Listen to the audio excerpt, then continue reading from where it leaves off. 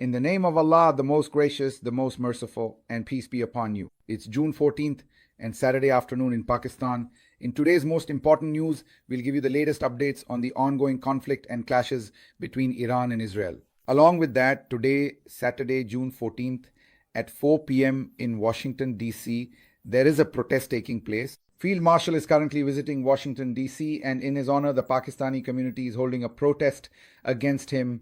We will update you on this, who has arrived in Washington, D.C. so far, where they have come from, how many people are coming, and what kind of protest it will be. We will try to provide you with complete details about it. A major fraud has taken place in the history of America.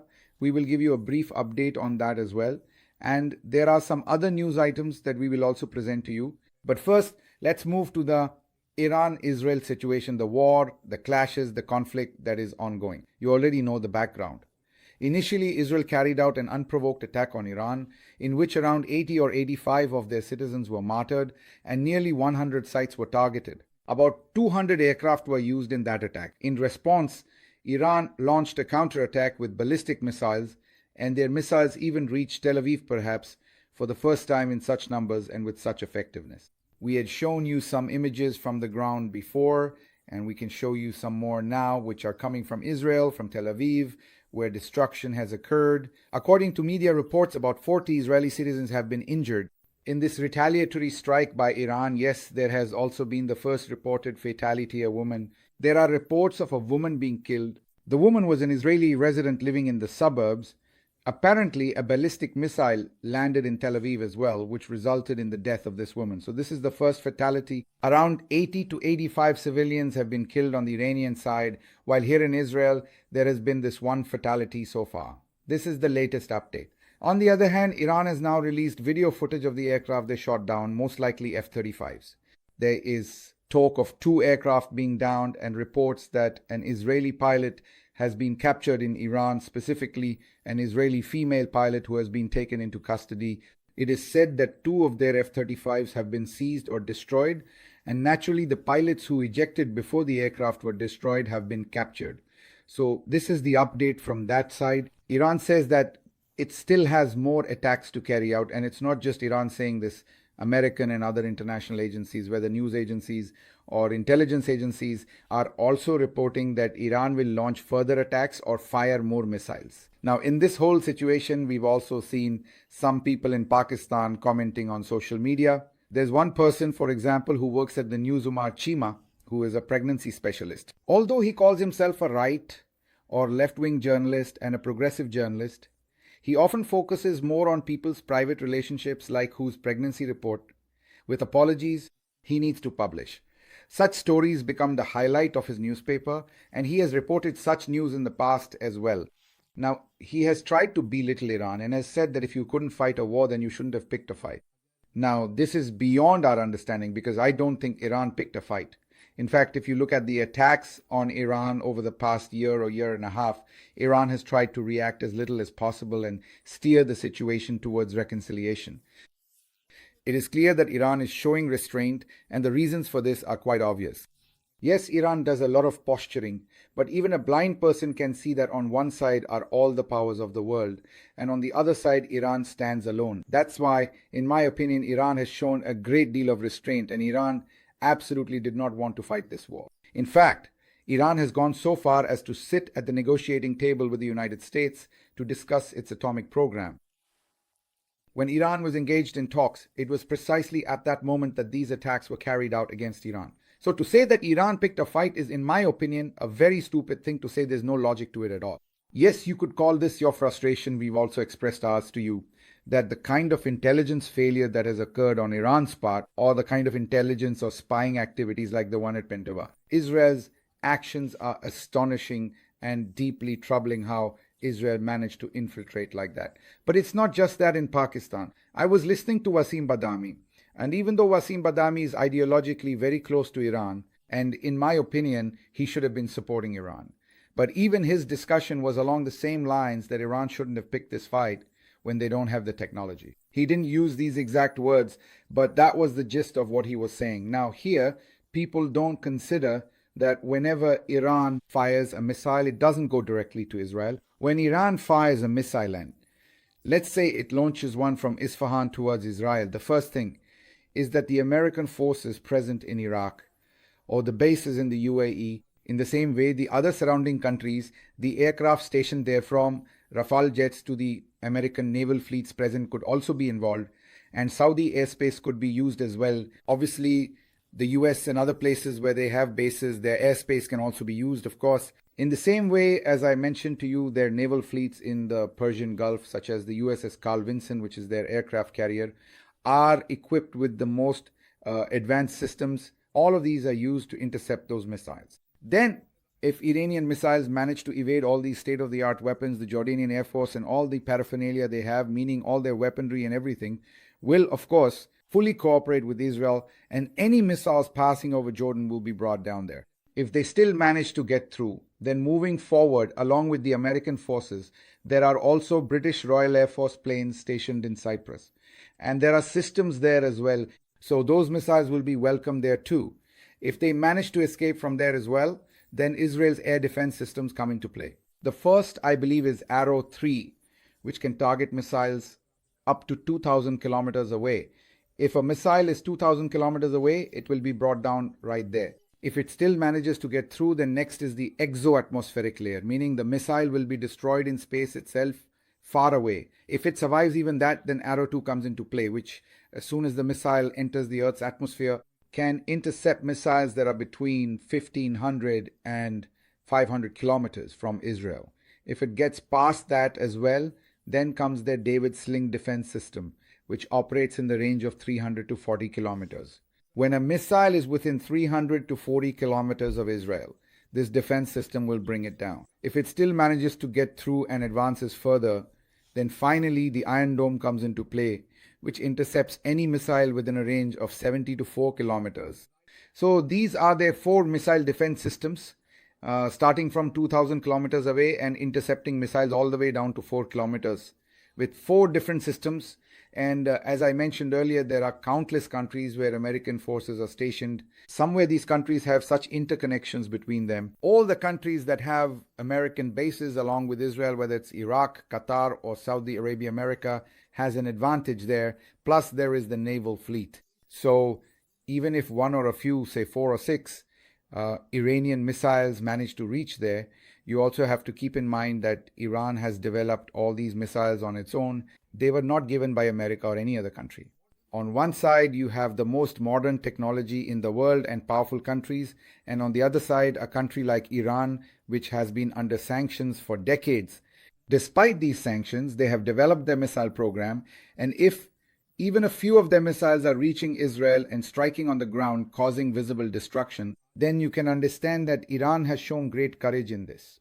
So those friends who are mocking Iran are not correct in doing so. Yes, as I mentioned earlier, it is true to some extent that Iran really does need to improve its intelligence capabilities. And if Israel defeats Iran in missile technology or causes more destruction, there is nothing surprising about that either. Because on one side stands the entire modern world, and on the other, Iran stands alone. So, in my opinion, this is not a time for mockery. Analysis should not be a cause for ridicule. Instead, we should carefully consider and reflect on what the situation actually is. What is the balance of power? Right now, as we are recording this blog, we have received information that Israel has launched a new attack, most likely on Tabriz or a city with a similar name where there is an oil refinery.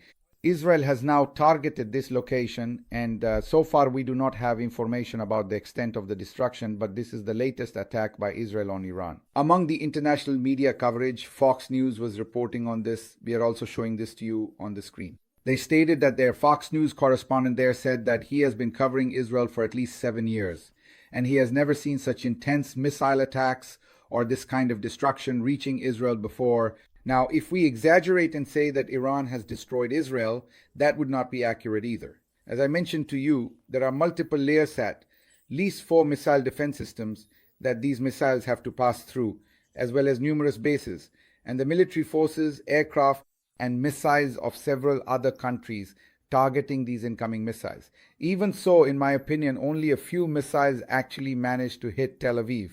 This did not cause any significant damage to Israel for sure, and certainly not any strategic damage. Yes, there has definitely been psychological damage, There is chaos there, the public is worried, and the very fact that these missiles reach Tel Aviv is a big deal in itself. You should view it in this context. I don't think it's correct to see it as anything more than that. It's a complex issue, and simply saying on the surface that why did Iran provoke if they couldn't respond would be a bit unfair, in my opinion. Now let's move on to the next news. The next news is that the Russian president has offered to mediate a ceasefire between Iran and Israel. Let's see whether this mediation is accepted or not. It doesn't seem likely that Israel is interested in anything like this. Then, the Israeli Prime Minister has said that this is a great opportunity for the Iranian people to stand up against their own government. In other words, on one hand, they are carrying out military attacks, and on the other hand, in his speech, he's urging the Iranian people that this is your government, you are unhappy with it, it is not a good government, so you should stand up against it. Let's see how the Iranian public responds. I don't think the Iranian public, though, they do have a lot of grievances with their government, as people do everywhere, but I don't think they will rise up just because the Israeli Prime Minister says so. But let's see, people do have issues with their government, but let's see what happens. Whatever unfolds in the coming days, we will present it to you. The next news I want to present to you is about the protest happening today. Today at 4 p.m. in Washington, D.C., a protest is taking place, and it will be held in front of the Pakistani embassy. This protest will be among the largest protests in the history of Washington, D.C. Let me tell you, if not the largest, it will certainly be one of the biggest protests. What is the reason? The reason is that Field Marshal Asim Munir is visiting Washington, D.C., and this protest is being held in his honor. By in his honor, it means that the public wants to openly express what kinds of injustices the Field Marshal has committed in Pakistan, and that those living in America, Canada, or overseas Pakistanis in general do not support this. They stand against it and are protesting strongly against it. People from other cities and states are arriving in Washington, D.C. Here, before you, our team from Florida or our fellow citizens from Florida are on their way, have arrived, or are arriving in Washington, D.C. Similarly, from Canada, from Michigan, from every state we inquire about, people are driving 12, 16, even 20 hours to reach Washington, D.C. This is truly a matter of great commitment. You may just hear about it and think it's nothing, but let me tell you, people are coming from such far-off places that if you were to travel from Peshawar to Karachi and then back to Peshawar, that's how long their journey is. People are arriving after such long trips like a two-sided journey from Peshawar to Karachi and back. Many are coming from areas where even a one-way trip is that long, and they're driving for hours without sleep to get here. We welcome them. Today, you'll meet everyone there. It will be a powerful protest. And let me tell you right now, it's going to be a big protest. A huge crowd is coming today. Once again, I appeal to you, if you are in Washington, D.C., or its surrounding areas, and you can make it to this protest, you must come. Because the more of us there are, the stronger our voice will be. Will there be an immediate result this evening from our protest? No, it's not like we'll protest and then press a button in the evening and get a result. That's not how decisions are made in the lives of nations. But when we all come together and raise our voices, this is how living nations make themselves heard. Just like when there was intense bombing in Gaza and innocent children were massacred. You saw people come out in Europe, even those who weren't Muslim, they came out. People came out in Scandinavia. Did their protest stop the bombing that very day? No. But they had to answer to their Lord or to their conscience about whether they stood on the right side and fulfilled their duty at that moment. Only God knows when He will give you the result. Today you have to make a decision. Today you have to answer to your conscience about whether you are doing what is right. People always ask for results. What will come of this? The result is with God. You don't know when you will see it. For today, just put in your best effort, meaning bring as many people as you can. When you come, there will be a strong protest. As I told you, people from Florida and all other places have either arrived or are arriving, and in the next few hours, even more will come. So at 4 o'clock today, this protest will be in front of the Pakistani embassy. God willing, I'll see you there. That's the update from there. Now, let me bring you the next news, which is a big one, and it's from America. It's quite surprising and interesting. It's about USAID, and the news is that 2 very important USAID officials and 3 executives from major companies have been caught, and they have either committed corruption or are accused of corruption. The amount is $550 million, $500 million. This is corruption worth hundreds of billions of rupees. Yes, at a minimum, I think this is at least 150 to 200 billion rupees, if I'm not mistaken. This 550 million corruption has been uncovered, or at least these are the allegations. The Department of Justice shared this information for the first time on the 12th, meaning yesterday. The USAID executive Roderick Watson has admitted to taking bribes, and there are 3 company executives from large companies who they have pleaded guilty to this fraud and to being involved in this major scheme. 14 contracts are involved, totaling 550 million. This USAID official, Roderick Watson, has admitted to taking money, receiving laptops, thousands of dollars worth of tickets, and bribes for watching games. He accepted bribes for weddings at country clubs, made down payments on residential mortgages for 2 homes, received cell phones, and arranged jobs for relatives. He committed all kinds of corruption. If you think corruption only happens in Pakistan, it happens here too. But the difference is when it's caught here, action is taken. So this USAID official, Roderick Watson, along with 3 executives, have been caught. They have pleaded guilty. Trump had been saying this from the beginning, if you remember. Trump used to say that USAID is a hub of corruption and that its funding should be stopped. You might recall they did stop the funding, and later an American court, I believe, issued a restraining order. But now, this is a very big and instructive example for Trump and his supporters who can now say, see, we told you so. They had been saying all along that there is a lot of corruption here, and now this has come to light, so they can claim they were right. You know, when India attacked Pakistan and there were martyrs here, the number of martyrs was almost as many as in Iran. In fact, there were more here than in Iran. In Iran, there were perhaps 80 or 85, but here we had more than 100 or about 100. Yet Nawaz Sharif remained silent. He did not speak out. Now, he has tweeted, it's being said that he posted a condemnatory tweet about Iran. I don't know if this is a new tweet or an old one, but at least a tweet has been made. He has spoken. Well, if he has spoken, that's very kind of him. But he didn't say anything at all about Pakistan. All right, the next news I want to present to you is about an Air India flight. There was a bomb threat. You already know that one of their flights crashed in Ahmedabad with 242 people on board, and 241 of them died. Also, 30 or 40 people on the ground where the plane crashed were also killed. Now, there's talk about another flight from an island in Thailand called Phuket. It's written as Phuket but pronounced Phuket. When this flight took off from that island, it was reported that there was a bomb on board. There were 156 passengers on this Air India flight AI, 379. The flight was immediately brought back and searched, but no bomb was found.